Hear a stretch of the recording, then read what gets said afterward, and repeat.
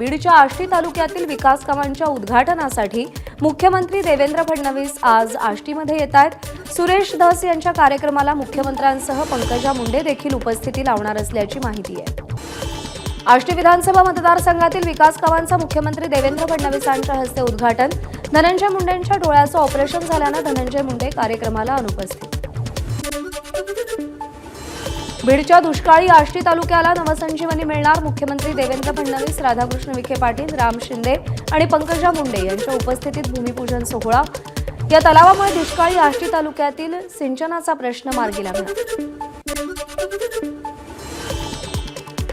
शासकीय कार्यक्रमात कलगीतुरा होणार नाही। आष्टीमध्ये पंकजाताईंचंही स्वागत। सुरेश धस यांची प्रतिक्रिया।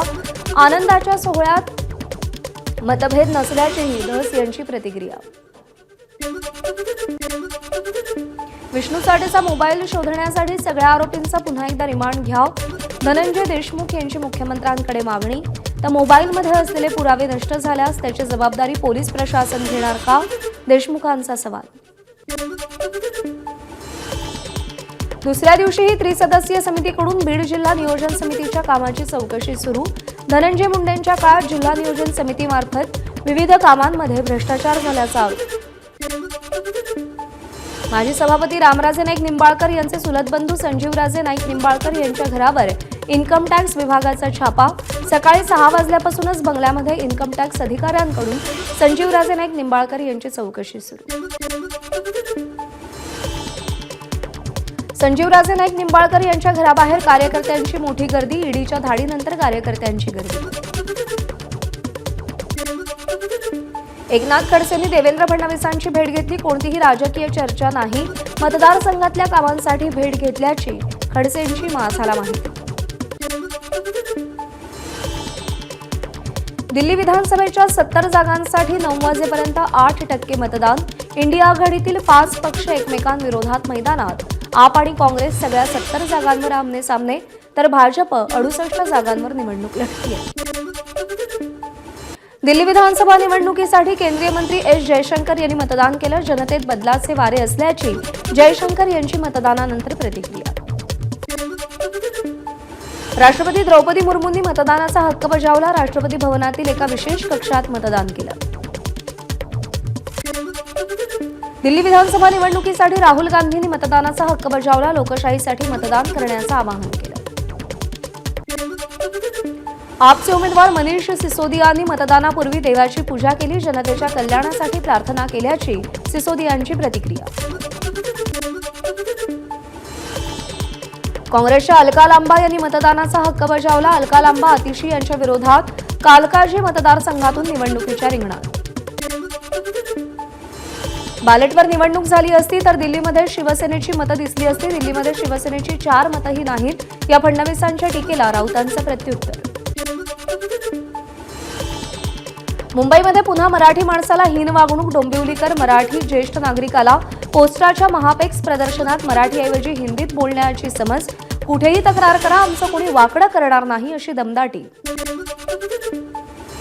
4 चाकी असलेल्या लाडक्या बहिणी थेट अपात्र होणार। पुण्यामध्ये 75,000 बहिणींकडे 4 चाकी असल्याची माहिती। जिल्हा प्रशासनाकडे यादी तयार। अंगणवाडी सेविकांकडून पडताळणीला देखील सुरुवात होणार। जीबीएसचे रुग्ण वाढल्यावर पुणे महापालिकेला जाग। दूषित पाणी आढळलेल्या आरो प्लांटला महापालिकेकडून टाळं। सिंहगड रस्ता परिसरात 9 ठिकाणी कारवाई।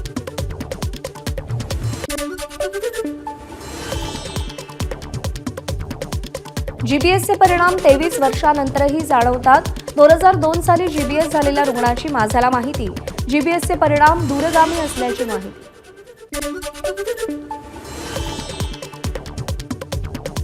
सार्वजनिक बांधकाम विभागाचे कंत्राटदार आजपासून बेमुदत काळासाठी संपावर।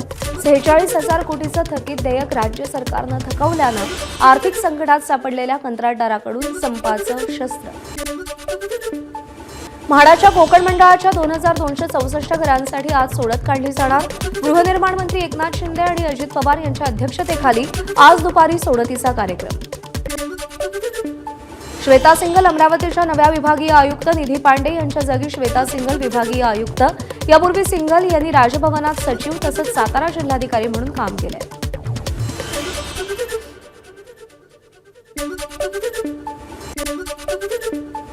अमरावतीत रोहिंग्यांना देण्यात येणाऱ्या जन्म प्रमाणपत्र घोटाळा प्रकरणी सोमय्या उद्या अंजनगाव सुरजीला येणार. अमरावतीत रोहिंग्यांना देण्यात येणाऱ्या जन्म प्रमाणपत्र घोटाळा प्रकरणी सोमय्या उद्या अंजनगाव सुरजीला येणार.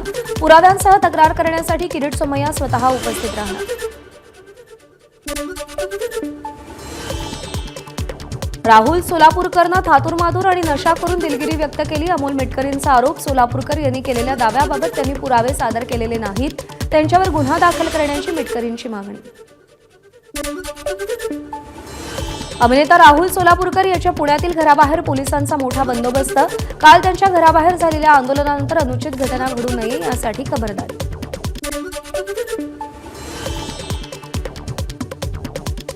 पुण्यात वाहनांच्या तोडफोडीचं सत्र सुरू. पुण्यातील बिबवेवाडीमध्ये अनेक भागामध्ये वाहनांची तोडफोड करून नुकसान.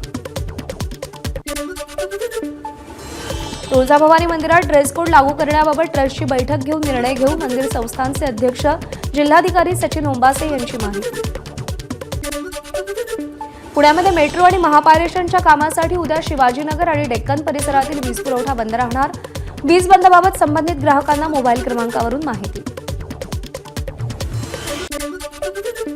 जनशताब्दी तेजस ठाणे दादरपर्यंतच धावणार. सीएसएमटीमध्ये फलाट विस्तारीकरणाचं काम सुरू.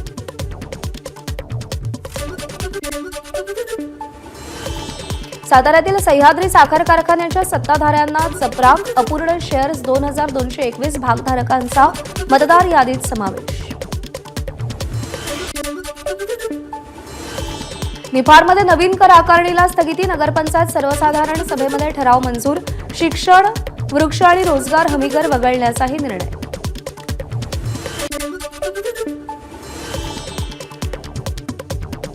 गावात रस्ता नसल्यानं आदिवासी गर्भवतीची घरी प्रसूती करण्याची वेळ. प्रसूतीदरम्यान नवजात बालकाचा मृत्यू. महिलेला बांबूच्या झोळीतून जंगल मार्गाने रुग्णालयात नेण्यासाठी 5 तास 15 किलोमीटरचा प्रवास करण्याची वेळ. बाल हत्याकांडातील आरोपी सीमा गावितचा पॅरोलसाठी हायकोर्टात अर्ज. त्यानंतर कुख्यात गावित बहिणी पॅरोलसाठी पात्र आहेत का? हायकोर्टाचा राज्य सरकारला सवाल. नाशिकच्या गंगापूर रोड परिसरात पतीनं पत्नीची हत्या केली. कोयत्यानं वार करून कुकरच्या झाकणानं पत्नीला मारहाण केली. छत्रपती संभाजीनगरमध्ये धारधार शस्त्र घेऊन इंस्टाग्रामवर रील बनवणाऱ्या तरुणांची शहरातून धिंड. सहाय्यक पोलीस निरीक्षक शरदचंद्र रोडगेंचा तरुणांना दणका. एबीपी माझा, उघडा डोळे बघा नीट.